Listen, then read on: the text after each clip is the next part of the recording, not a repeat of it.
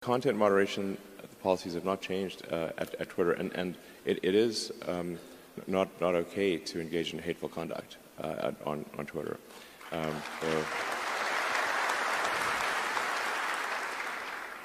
So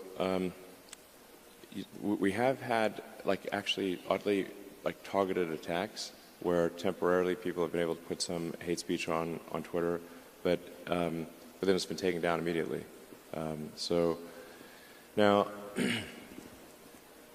part of what I'm trying to achieve with this sort of enabling everyone to be payment verified with Twitter Blue is to try to get as many people payment verified as possible. It's only $8 a month, although for some people that were complaining about that, and these are people who pay more than that for their latte. I'm going to be one of your Twitter Blue customers. Thank you. But it's part of its revenue, part of it is payment authentication, and so if somebody, because there is a huge problem with spam and bots and trolls on Twitter, and organizations trying to manipulate public opinion, and just generally making the system worse. And I think that there is an answer to that, which is to get as many regular users of Twitter to be a subscriber for $8 a month. And you'll get a lot more than just a blue check mark for $8 a month, because now we can afford long-form video, long audio, podcasts, and we can also start sharing revenue with content creators, which is essential. Give them a chance to make money. Yeah, absolutely. Just so, I mean, right now, if you're on Twitter, you'll see a lot of links posted to YouTube and TikTok, and that's because, at least until now, Twitter has not even given them enough video length to post their video, and then they give the content creators no means of monetizing the video. So we're going to change that rapidly at Twitter. It's going to be transformative. But if we can get enough verified users, and we're going to prioritize Twitter search, replies, mentions by verified users first, yeah, this is very. And that's what calls amplified. Yes. So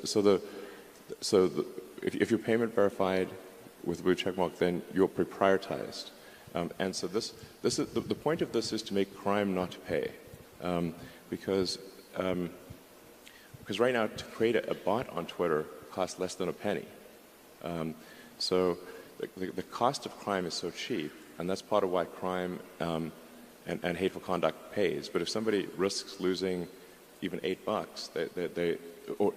it's too expensive to now have 100,000 fake accounts, because they have to spend $800,000 a month, as opposed to $800 a month. So, and then we also, since we're using payment authentication, we're piggybacking on the authentication system of the payment system, and we're also piggybacking off of Apple's authentication system, which is another layer of security. So the net effect will be, over time, that the verified users will pretty much always be at the top of comments and search, and you won't really see, you'll have to scroll far to see the unverified users, which will be the bots and trolls and whatnot. And this is sort of analogous to Google search.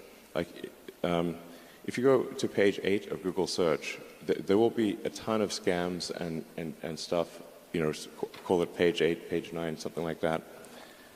But the thing is that Google search results are so good for page 1 that you never go to page 8. Or it's rare.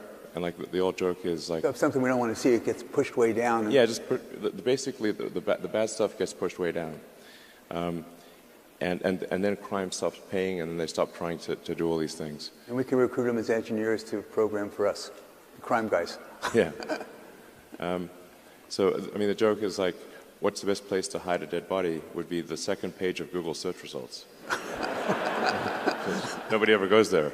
So, and that should save us, what, $4 billion a year? No, it's not going to save $4 billion a year. I wish, but I mean, to be frank, Twitter was having pretty serious revenue challenges and cost challenges before the acquisition talks started, And any company that is dependent on advertising has had a hard time. So if you look at, say, Snap or Google, Facebook, whatnot, they've all had a difficult time with advertising revenue dropping. And Twitter is more, currently more vulnerable than they are to advertising, because most of Twitter's advertising is large brand advertising as opposed to direct response. So it's kind of like a much more of a discretionary ad spend than it is for, if you can do direct response for a specific product. So, and then we also recently have had a lot of difficulty with activist groups pressuring major advertisers to stop spending money on Twitter. This is despite us doing everything possible to appease them and to make it clear that moderation rules and hateful conduct rules have not changed, and we're continuing to enforce them. A number of major advertisers have stopped spending on Twitter.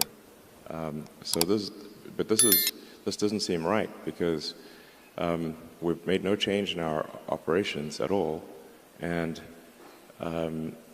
but nonetheless, the activist groups have been successful in causing a massive drop in Twitter advertising revenue, and we've done our absolute best to appease them, and nothing is working. So this is a major concern, and I think this is, frankly, an attack on the First Amendment. If activist groups can pressure advertisers upon which Twitter is fundamentally dependent,